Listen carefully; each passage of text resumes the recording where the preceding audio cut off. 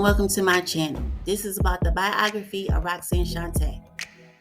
Who is Roxanne Shante? With her raspy, squeaky voice and fearless gloves-up delivery, Roxanne Shante cut an idiosyncratic dash through the male-dominated world of 1980s hip-hop.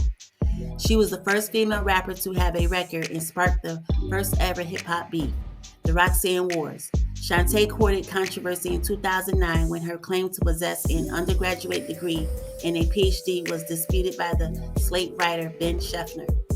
Shante's early life. She was born Lolita Shante Gooden on November 9, 1969, and raised in the Queensbridge housing projects, the largest public housing development in North America and one of the epicenters of hip-hop culture.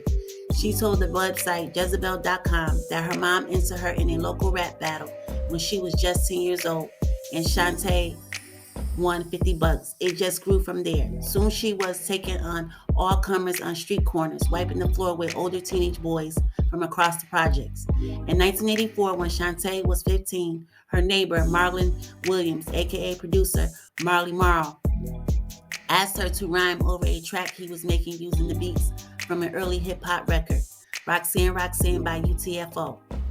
The eponymous Roxanne in the song was dissed by UTFO for spurning their advances. So Lolita Shante Gooden rechristened herself Roxanne Shante and fired off a profanity-laden rhyme from the girl's point of view that mocked UTFO as lecherous losers.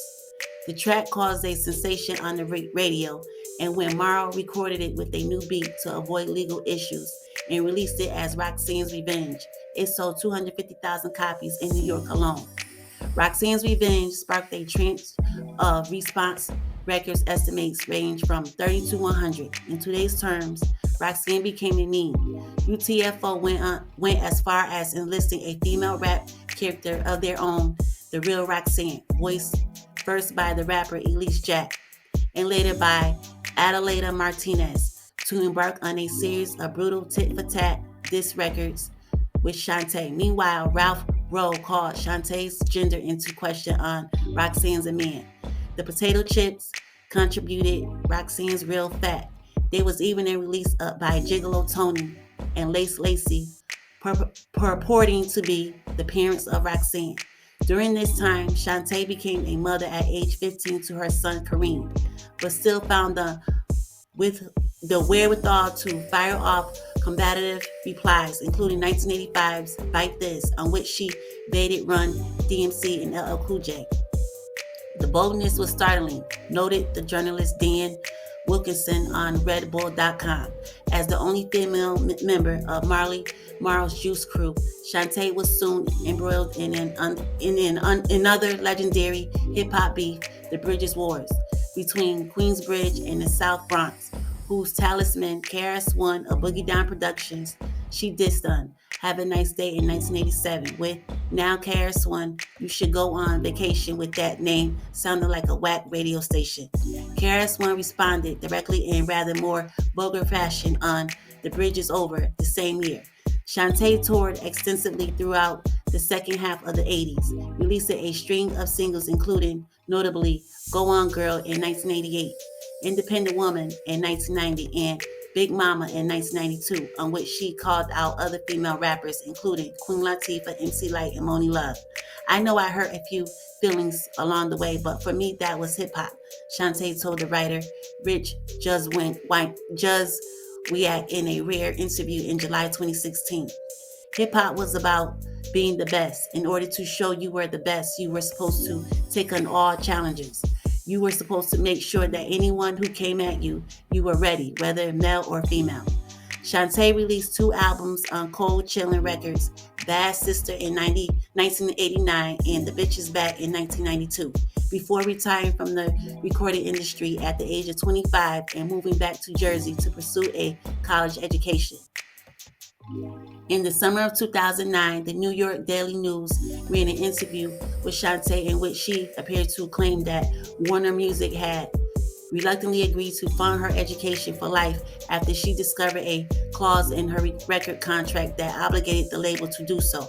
The article stated that Shante had subsequently obtained an undergraduate degree from Marymount Manhattan College and PhD in psychology from Cornell University. But an investigation by Slate writer Ben Scheffner, a former Warner Music attorney, found that neither of the educational establishments had any record of awarding Shante these qualifications.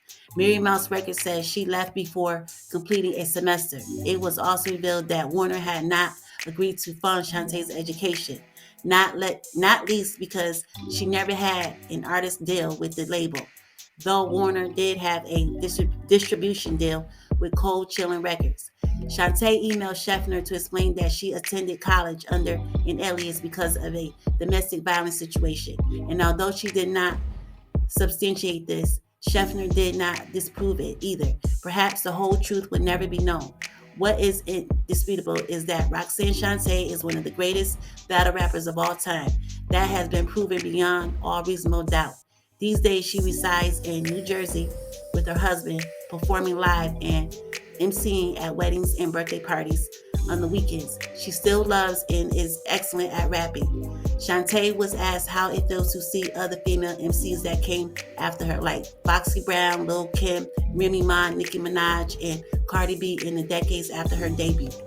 Her eyes lit up with pride. She said that she became the first and the best to be an old school female MC in the predominantly male industry. Y'all make sure that y'all check out her biopic film on Netflix, Roxanne. All right, y'all. Thanks for listening and watching. Please like, share, and subscribe.